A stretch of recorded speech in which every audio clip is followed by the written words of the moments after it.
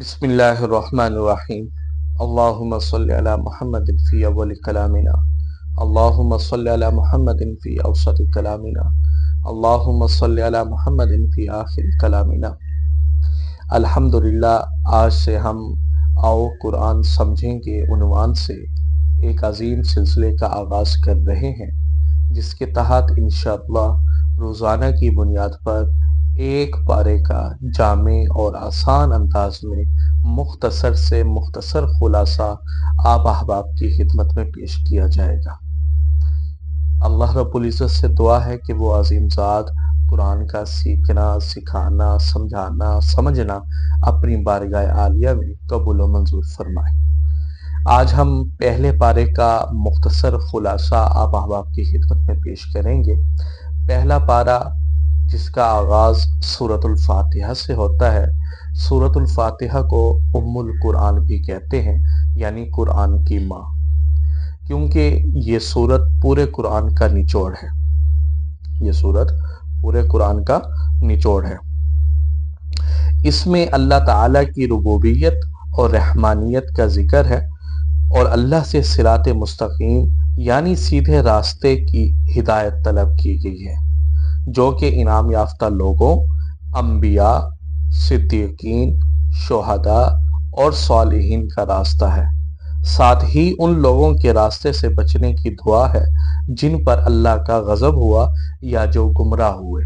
اس سے مراد یہود اور نصارہ ہیں۔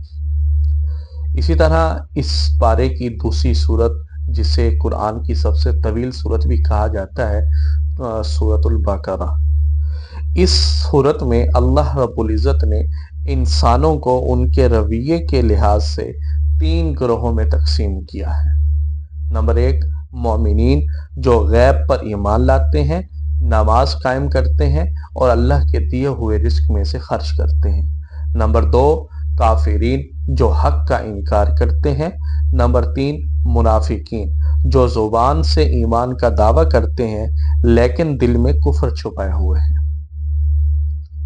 اس کے بعد اللہ تعالیٰ نے زمین پر اپنا خلیفہ یعنی حضرت آدم علیہ السلام کو بنانے کا ذکر فرمایا اور انہیں علم کی بنیاد پر فرشتوں پر فضیلت دی ہے۔ یاد رکھیں، ہم انسانوں کو جو اشرف المخلوقات کا لقب دیا گیا ہے، یہ علم کی بنیاد پر دیا گیا ہے۔ ابلیس نے تکبر کی وجہ سے سجدے سے انکار کیا اور حضرت آدم و حوا کو بہکا کر جنت سے نکلوایا، جس کے بعد انسان کی زمینی زندگی کا آغاز ہوا۔ اس کے بعد اس پارے کا ایک بہت بڑا حصہ بنی اسرائیل یعنی حضرت یعقوب علیہ السلام کی اولاد کے احوال پر مشتمل ہے۔ اللہ تعالیٰ نے انہیں اپنے احسانات یاد دلائے، جیسے فرعون سے نجات اور من و سلویٰ کا نزول۔ ان کی نافرمانیوں، عہد شکنیوں اور انبیاء کے ساتھ گستاخانہ رویے کی مذمت کی گئی ہے۔ اس کے بعد گائے کا واقعہ ذکر کیا گیا ہے، جس کی بنیاد پر اس سورت کا نام رکھا گیا ہے کہ ان کی ہٹ دھرمی اور بے جا سوالات کی وجہ سے ایک سادہ حکم کو انہوں نے خود پر مشکل بنا لیا۔ اس کے بعد جادو کا فتنہ یعنی جادو کے بارے میں بتایا گیا کہ یہ کتنا بڑا فتنہ ہے۔ بابل میں ہاروت اور ماروت فرشتوں کے ذریعے لوگوں کی آزمائش کا ذکر ہے۔ پارے کے آخر میں حضرت ابراہیم علیہ السلام کی آزمائشوں کا ذکر ہے، جن میں وہ پورے اترے اور اللہ نے انہیں تمام انسانوں کا امام بنایا، اور انہوں نے حضرت اسماعیل علیہ السلام جو ان کے بیٹے ہیں ان کے ساتھ مل کر بیت اللہ یعنی کعبہ کی تعمیر کی اور اپنی ذریت میں ایک رسول کی بعثت کی دعا کی۔ یہ رسول وہی ہیں جو خاتم الانبیاء حضرت محمد مصطفیٰ صلی اللہ علیہ وآلہ وسلم ہے۔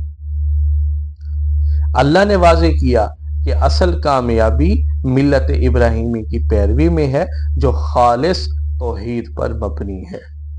اللہ رب العزت سے دعا ہے کہ وہ عظیم ذات قرآن کا سمجھنا، قرآن کا سکھانا اپنی بارگاہ عالیہ میں قبول و منظور فرمائے۔